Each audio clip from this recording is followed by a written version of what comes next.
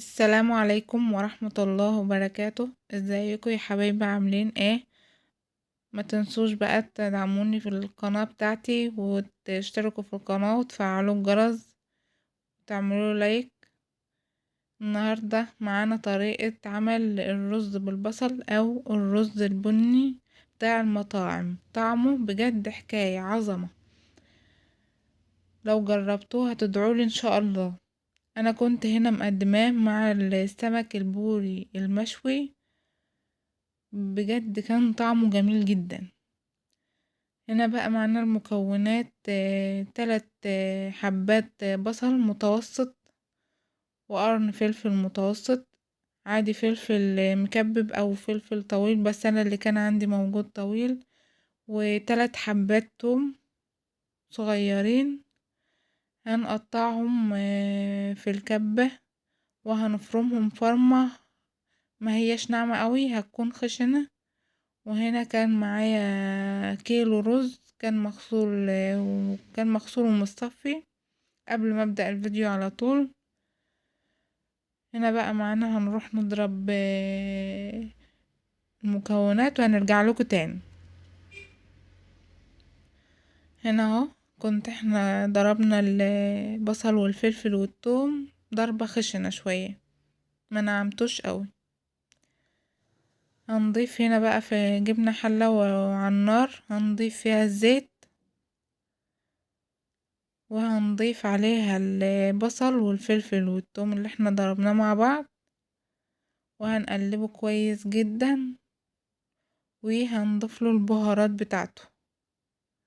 البهارات بتاعته بقى هتبقى عبارة عن معلقة 7 بهارات، اللي هو كمون وبصل بودرة وثوم بودرة وفلفل اسمر وكمون وبابريكا وشطة، جايباها من عند العطار على بعض كده، معلقة صغيرة، ومعلقة شطة سبايس شوية عشان احنا بنحب الاكل سبايس شوية. هنضيف هنا معلقة الشطة، معلقة الا ربع، وهنقلبهم كويس جدا لحد ما يتحمروا لون التحمير اللي هو البني الذهبي الغامق ده. هوريهولكم معانا في الفيديو. هنا كان هو اتحمر تحمير، بس اللي هو جيت ابص عليه من الزيت، لان كان زي ما انتوا شايفين في الحالة اللي عامل رغاوي شوية، كان لسه في بعد واحدة فاتحة شوية، لسه اللون ما جاش اللون البني اللي احنا عاوزينه. هنقلبه كويس لحد ما نوصل لدرجة اللون اللي احنا عاوزينها، اللي انتوا هتشوفوها معايا دلوقتي في الفيديو. هنا كانت انا سبته شوية وبقى اللون البني اللي انتوا شايفينه معايا دلوقتي. كان في لسه بعد واحدة فاتحة، بس انا كنت محتاجة اللون الدرجة دي عشان الدرجة دي ما تغمقش مني قوي والاكل يبقى طعمه مش حلو معايا. معانا هنا بقى هنضيف لتر المية وهنغطي على المية لحد ما تغلي.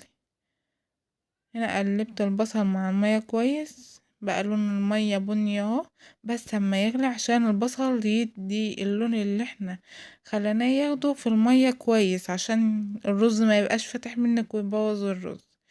هنا الكيلو الرز اللي احنا غاسلينه مع بعض هنضيفه، وهنضيف هتعقدي الرز بتاعك حسب ما انت بتعقديه، عقد المية بتاعه، يعني شوف هو بياخد مية قد ايه، والملح بتاعه. هنا انا كنت بعقده عقد الرز ده عقلة الا ربع، يعني عقلة الا حاجة بسيطة كده، ومعلقة ملح. هنا كان هو محتاج مني مية شوية، وده الملح بتاعه. هنغطي عليه لحد ما يغلي. هنا كان الرز غلى معانا، هنقلبه تقليبة واحدة عشان يوصل العقد بتاعه حلو ويستوي كله مع بعضه، مفيش حاجة تستوي قبل التانية. وهنغطي عليه لحد ما ينشف عشان نهدي عليه.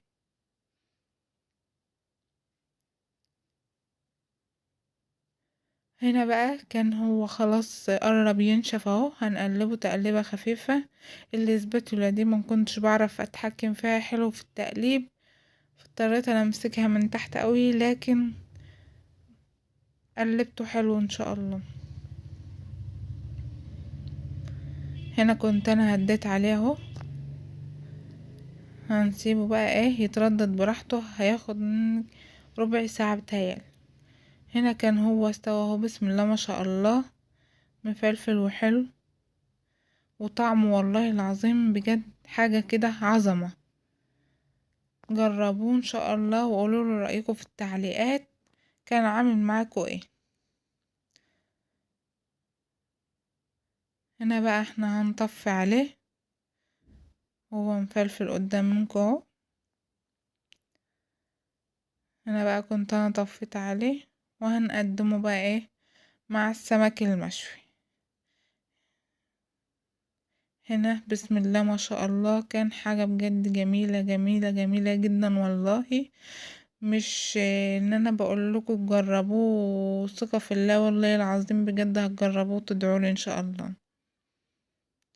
وزي ما انتوا شايفين في اول الفيديو، الرز بجد كان جميل جميل جدا، حاجة كده بسم الله ما شاء الله والله. جربوها تدعولي. انا كنت مقدماه مع السمك البوري المشوي، انا كنت شوية السمك دون على البوتاجاز. ان شاء الله هنزل لكم فيديو جديد عن طريقة شوي السمك على البوتاجاز. بقدم مع الرز بالبصل او الرز البني. سلطة كنت انا هنا ببشر عليها الجزر، وهضيف لها البهارات، فلافل ملح وكمون فلفل اسمر.